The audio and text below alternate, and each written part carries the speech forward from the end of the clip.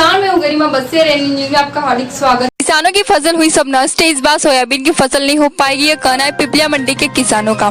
एक तरफ कोरोना की मार, दूसरी तरफ फसल बर्बाद। किसान करे भी तो क्या करे, किसानों के ऊपर गिरी गाज। क्या है पूरा मामला, आइए जानते हैं। आप बीती किसानों की समस्या और सरकार किस प्रकार इस समस्या का हल निकालने की कोशिश कर रही है। पिपलिया मंडी व आसपास के क्षेत्र के किसानों ने कहा है कि कई जगह पर जल भराव की स्थिति बनी, इसके कारण सोयाबीन की फसलों में उस स्थान जल सड़न रोग होने से सोयाबीन के पौधे पीले पड़कर सूख रहे हैं, जिसे पत्तों पर अंगमरी रोग के प्रारंभ में पीले एवं बाद में काले धब्बे होने के कारण पत्ते सूखकर गिर रहे हैं। वह साथ ही साथ उसमें रोग लगने के कारण सोयाबीन की फलियां भी नहीं होने के कारण इस बार सोयाबीन की फसल उतनी मात्रा में नहीं होगी जो हर बार होती है। ये सब किसानों ने कांग्रेस नेता अनिल शर्मा से कहा कि ना ही अभी तक शिवराज सरकार ने इस किसी प्रकार की सहायता मिली है, ना ही अभी तक कोई मुआवजा मिला है। इस बात पर अनिल शर्मा ने पिपलिया मंडी क्षेत्र के पटवारी से बात करी तो उन्होंने बताया कि किसानों को फसल बीमा के लिए सोसाइटी व बैंक में आवेदन देने के बाद फसल बीमा कंपनी खेत पर आकर देखेगी और तब जाकर मुआवजा दिया जाएगा।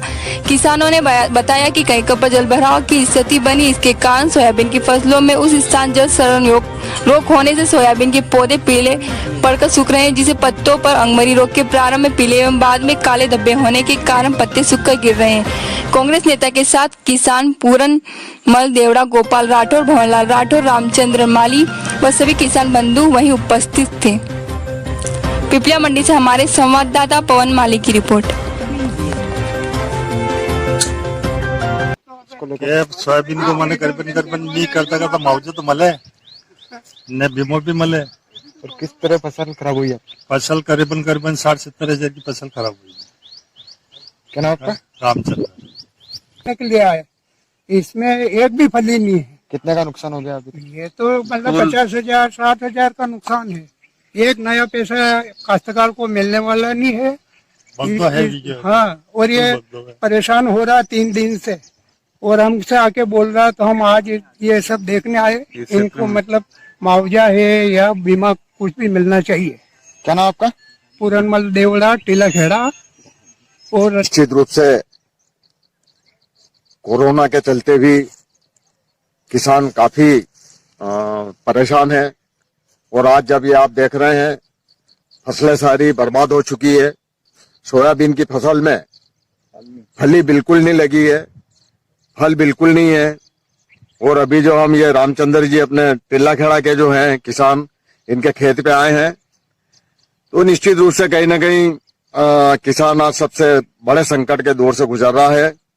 और प्रदेश के मुखिया शिवराज सिंह जी चौहान 35-35 करोड़ में विधायकों को खरीद रहे हैं, लेकिन हमारे अन्नदाता किसानों के लिए कुछ नहीं कर रहे हैं। उन्हें किसी प्रकार की कोई सुविधा नहीं मिल रही है, किसानों को अपनी उपज के भाव नहीं मिल रहे हैं। इन सारी परिस्थितियों को लेकर के और निश्चित रूप से सरकार को कुछ न कुछ सोचना चाहिए। ऐसी की ऐसी परिस्थिति पूरे क्षेत्र में काचरा, चंद्रावत है, सारे गांवों में सोयाबीन की स्थिति ऐसी कैसी है, तो निश्चित रूप से सरकार को अन्नदाता किसानों के बारे में सोचना चाहिए।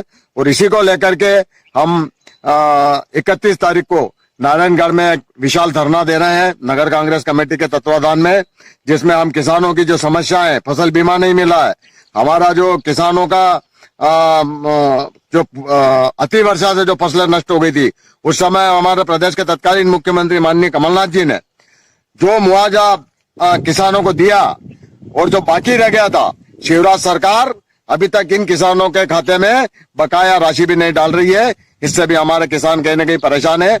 इन सारी चीजों को लेकर के किसानों के हित में एक विशाल धरना जो हम नारायणगढ़ में देने जा रहे हैं।